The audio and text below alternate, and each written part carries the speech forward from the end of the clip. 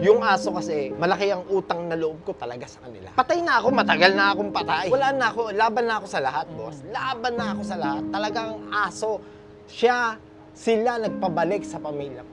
Isang magandang araw, mga boss amo. Isang napakagandang storya ng pagkadapa at pagbangon ang istorya namin sa inyo ngayong araw.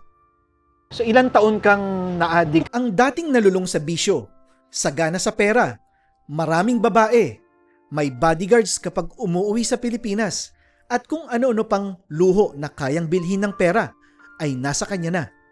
Addiction ba yan? Yes. Dumaan siya sa napakatinding anxiety at depresyon. Dahilan para siya ay umuwi sa Pilipinas.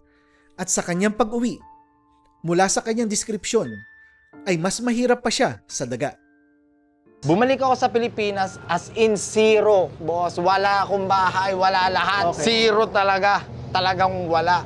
Okay. Pati mga anak ko, wala sa akin. Parang tinatakwil ako bilang isang tatay. Naramdaman ko, wala ka ng kaibigan, wala na akong pera. Wala kami yun. Nagtinda ako fishball. Talaga? Siomai. Dumating siya sa parte ng buhay na gusto na niya magpakamatay. Ito ay epekto ng kanyang depression. Isang silent killer. Isang sakit na hindi naintindihan ng karamihan. Ngunit sino mag-aakala na ang pag-aalaga ng aso ang babago sa kanyang buhay? Okay, so wala kang ginagawa, down ka sa buhay mo, eto, mag-alaga ka ng aso. Yes. Ganon. Opo. Dito unti-unting nabuo ang kumpiyansa niya sa kanyang sarili.